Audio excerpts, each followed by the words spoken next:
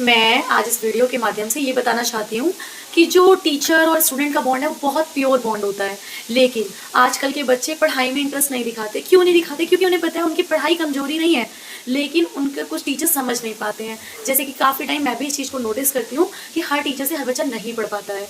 तो उसको हम हल्के में लेते हैं कि नहीं, टीचर क्यों नहीं पढ़ा पाएगी, टीचर इतनी इंटेलिजेंट है। तो इंटेलिजेंट से कोई वास्ता नहीं है लोगों का।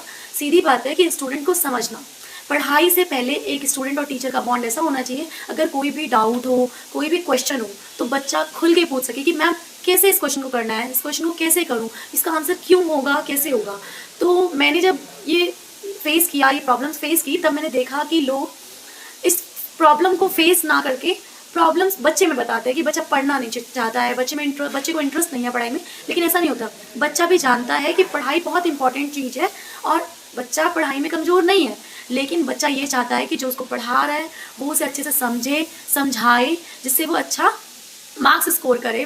मार्क्स भी छोड़िए, वो एक लेवल पे आ सके जो वो अपना एक स्टैंडर्ड बना सके।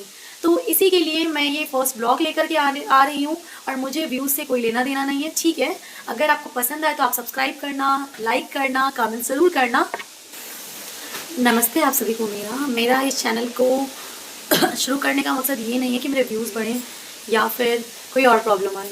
मेरा इस चैनल को शुरू करने का मतलब ही यही है कि जो बच्चे की प्रॉब्लम है उसको समझा जाए, और एक जिम्मेदारी के साथ मैं शुरू करूँगी कि जिससे कोई भी प्रॉब्लम आती है आप मुझे कमेंट करें और मैं उसका सॉल्यूशन दे सकूँ। चलो, मैं इस चीज़ को आपको एक स्टोरी के माध्यम से समझाना चाहूँगी कि एक क्लास का सीन बताती हूँ। मैं भी उस क्लास में पढ़ाने जाती थी और उस क्लास में एक बच्चा था जो बहुत शांत चुपचाप बैठा रहता था, ठीक है। तो टीचर उसे समझते थे कि उसे कुछ नहीं आता है, लेकिन अगर घर पे वही पेरेंट्स उस बच्चे को समझाते थे तो वो बहुत ईजिली समझ जाता था। और पर पेरेंट्स को तो ये लगता था कि मतलब स्कूल में ऐसा क्यों नहीं कर पा रहा है, ऑब्जेक्शन तो स्कूल पे ही आ रहा था। लेकिन वो ये बोल भी नहीं पाता था क्योंकि वो चुप रहता था, बहुत कम बोलता था वो बच्चा। तो उसे यही फील होता था कि मतलब मेरे को समझ क्यों नहीं आ रहा है। तो वो बच्चा धीरे धीरे यही सोचने लग गया था कि मतलब अपना भरोसा खोने लग जाता है। कैसे? क्योंकि वो जानने लगा कि मतलब मैं स्कूल में तो नहीं पढ़ पाता हूँ और मेरी टीचर की भी मुझे समझ नहीं आ रही है। तो फिर इसी से धीरे धीरे वो बच्चा जो था अपने आप को खोना शुरू कर देता है, खुद में होना शुरू हो जाता है। कैसे?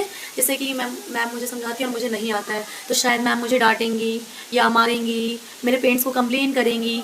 बहुत सी बातें उस बच्चे के माइंड में आना शुरू हो जाती। लेकिन मेरा मानना ऐसा है कि मेरे को उन टीचर जैसा नहीं बनना है, उन पेरेंट जैसा नहीं बनना है। मुझे पता है कि बच्चा अगर पढ़ रहा है तो बच्चे के साथ कोई प्रॉब्लम है, तो वो तभी प्रॉब्लम फेस कर रहा है, तभी वो आंसर्स नहीं कर पा रहा है। तो इसीलिए मैं ऐसा टीचर बनना नहीं चाहती हूँ जो मार्क्स से पहले मार्क्स पूछे। फिर नहीं, मैं वैसे टीचर में से बनना चाहती हूँ जो मार्क्स से पहले बच्चे को मन को पढ़े,